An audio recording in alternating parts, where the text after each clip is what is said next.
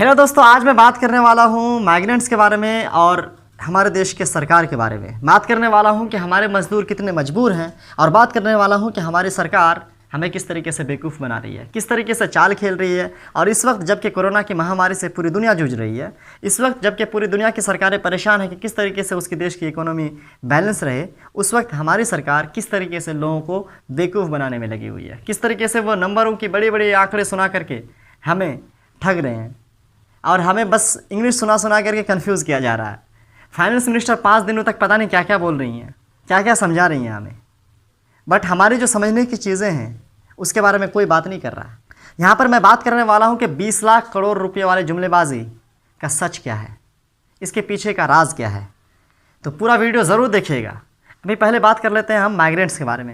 चलते चलते थक गए, टांगों में दर्द हो रहा है। हाँ? टांगों में दर्द हो रहा है। हम मजदूरों को गांव हमारे हमारा के कैसे सासाराम चौपा दिन जा भेज दो सरकार, सूना पड़ा घर द्वार। बहुत तकलीफ़ में हैं ये लोग, बहुत ही मजबूर हैं ये लोग। घर से बाहर निकले थे कहीं 2 पैसे कमाने के लिए, और जब आप वापस लौट रहे हैं तो वहाँ पर उनके जेब तो खाली है ही, उनकी पेट भी खाली है और उम्मीद भी नहीं है। सरकार कुछ कर सकती है, वो कर नहीं रही है। सरकार चाहे तो इन सब को कुछ दे सकती है, वो दे नहीं रही है, देना नहीं चाहती है।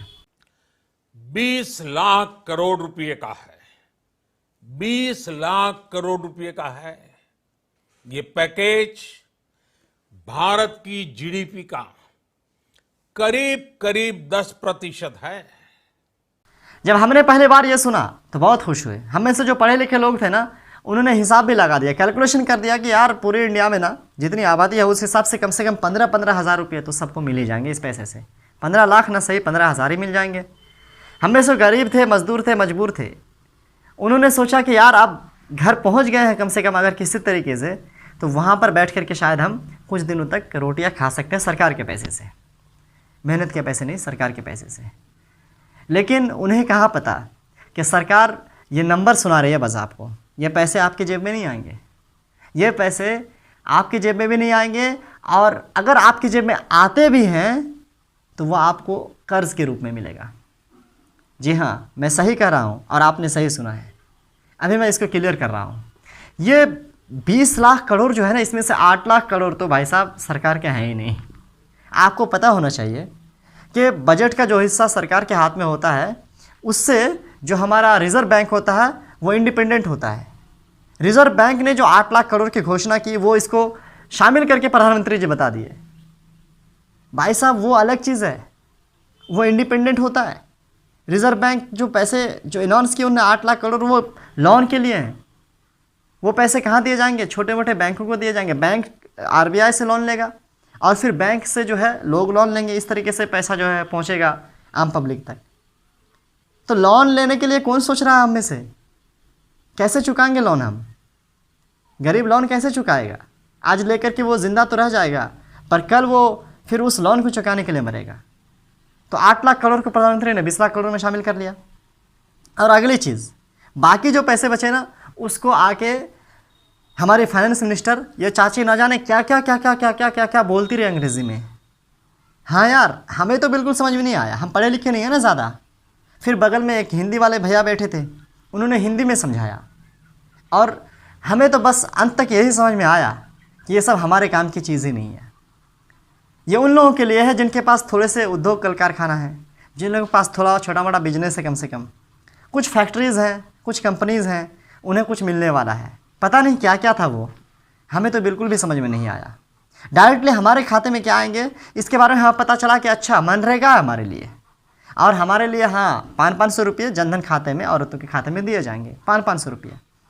फिर इन सब को हमने हिसाब किया तो पता चला कि सिर्फ 1,70,000 करोड़ या कुछ 2 लाख के करीब, यानी जीडीपी का 10% नहीं, जीडीपी का सिर्फ 2% हमारे हिस्से में आने वाला है, हम गरीबों के हिस्से में आने वाला है।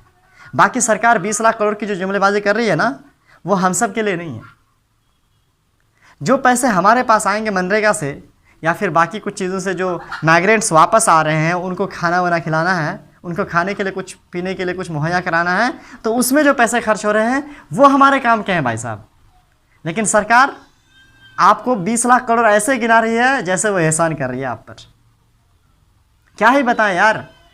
ऐसा होता है कि जब ऐसा हो गया ना कि आप 2-4 दोस्त खड़े हैं, एक भिखारी आ गया, आपके एक दोस्त ने 2 रुपया दे दिया भिखारी को, जब आपके पास आता है तो बोल रहे हैं कि अरे उसने दिया ना, फिर आपने उसको जोड़ दिया अपने में। बस ऐसा ही हो रहा है। सरकार जो 2019 के बजट में थी उसको भी इसमें शामिल करके जोड़ दे रही है। कुछ ऐसी चीज़ें हैं जो कि पहले ही उन्होंने ऐलान कर दिया था, उस चीज़ का मदद के नाम पे, लोगों के मदद के नाम पे जो ऐलान कर दिया था पहले ही, उसको भी इस 20 लाख करोड़ में शामिल कर दिया। जो आरबीआई ने ऐलान किया उसको भी इस 20 लाख करोड़ में शामिल कर दिया। बेवकूफ़ है ना हम सब, हैं ही। हर चौथा आदमी बेरोजगार है देश में इस वक्त, और उस वक्त सरकार ये खेल खेल रही है। हर चौथा आदमी बेरोजगार है भाई साहब, 25%। लोग ना जाने क्या क्या सोच रहे थे यार, इस सरकार से क्या क्या उम्मीदें लगाए बैठे थे। और हमारे फाइनेंस मिनिस्टर, पता नहीं इनके हाथ में तो है ना, इनके हाथ में होता है ये सब। नहीं यार, हम यूट्यूबर्स को टिकटॉक वीएस यूट्यूब नहीं करना चाहिए। एक बात तो मैं आप लोगों से कहा नहीं, पीएम केयर फंड के बारे में आपने सुना होगा। पीएम केयर फंड के बारे में हम सवाल ही नहीं कर सकते। जो सवाल कर रहे हैं उनका सुना कहाँ जा रहा है, और मीडिया को फुर्सत कहाँ है कि वो पीएम केयर फंड के पैसे कहाँ गए उसके बारे में पूछे। नहीं पूछेगी यार, क्यों पूछेगी? सरकार से सवाल क्यों करेगी? चाटो पत्रकारिता करनी है उन्हें। जिन लोगों ने पीएम केयर फंड में दिया वो लोग भी सवाल नहीं कर रहे हैं मेरे ख्याल से। उन लोगों को करना चाहिए यार, कम से कम। हम में से जो कुछ यूट्यूबर्स हैं उन्होंने भी दिया है पीएम केयर फंड में, उन्हें भी सवाल करने चाहिए, ये मौका है उन्हें। माइग्रेंट्स के लिए क्या कर रहे हैं सरकार, सवाल करना चाहिए उन्हें। जो घर लौट गए उनके लिए क्या कर रही है, और जो घर लौट नहीं सके उनके लिए ठीक है वो ट्रेन व्रेन मुहैया कर रही है। वो जब घर लौट जाएंगे तब क्या करेंगे? सरकार ट्रेन का भाड़ा दे रही है या शायद उसमें कुछ छूट, लेकिन घर पहुंचने के बाद सरकार खाना नहीं दे रही है। अब आप में से कोई कह देगा बेवकूफ़ कि खाना क्यों देगी सरकार, तो अरे सारी गलती हमारी है क्या? लॉकडाउन जो इस तरीके से लगाया गया बिना सोचे समझे, ये गलती हमारी है क्या? जो 20 लाख करोड़ रुपए की बात सरकार कर रही है ना, उसमें से जो फिस्कल पैकेज है ना, जो हमारे काम की है, जो आम आदमी के काम का है, जो गरीब तबके के लोगों का काम का है, मीडियम तबके के लोगों का काम का है, वो सिर्फ 2 लाख करोड़ के आसपास ही है। अमेरिका की बात करें तो उन्होंने लगभग $2.1 ट्रिलियन फिस्कल पैकेज लगाया है। जर्मनी में भी 130 मिलियन के करीब फिस्कल पैकेज। हमारे आरजे रौनक साहब हर सोशल मुद्दे पर जो भी एक मुद्दा बन जाता है, कुछ गड़बड़ी होती है, कुछ होता है पॉलिटिक्स में, उसके ऊपर मिर्च मसाला लगाने का काम इनका होता ही है। अच्छा लगता है यार, हमें एंटरटेनमेंट करते हैं। बट इस वक्त इन्होंने भी यूट्यूब बीएस टिकटॉक बना रखा है। सरकार से सवाल नहीं करेंगे ये, बात समझ रहे हैं ना? इंडिया पाकिस्तान के मुद्दे थोड़े व्यूज़ थोड़े आएंगे, इंडिया पाकिस्तान होना चाहिए ना। माइग्रेंट्स की बात है, प्रधानमंत्री की बात है, फाइनेंस मिनिस्टर की बात है, क्यों करेंगे? आप सब यार सवाल करो, मैं बस यही रिक्वेस्ट कर रहा हूँ आपसे। सोशल मीडिया का बहुत पावर होता है, पावर दिखाओ।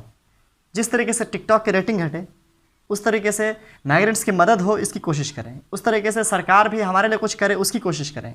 और इसका एक ही हल है मेरे हिसाब से, वह कि डायरेक्ट सरकार खातों में पैसे ट्रांसफ़र करे। इसी तरीके से जो है इस मंदी से और इस संकट से, गरीबी से उभरा जा सकता है जो इस वक्त चल रहा है, भूखमरी से। वरना कोरोना से मरे ना मरे, गरीब भूखमरी से ज़रूर मरेगा। मुझे पूरा यकीन है कि आप सबको ये वीडियो अच्छा लगा होगा। अगर वीडियो अच्छा लगा तो आप शेयर कीजिए अपने दोस्तों तक, अपने साथियों तक, अपने फैमिलीज़ तक, और साथ ही इसको आगे बढ़ाइए ताकि हर कोई इस बात को समझे कि सरकार बेवकूफ़ बना रही है। उसे बेवकूफ़ नहीं बनना है, उसे समझना है, उसके चाल को समझना है और आवाज़ उठानी है। मिलेंगे अगले वीडियो में, तब तक के लिए इजाज़त दीजिए। शुक्रिया।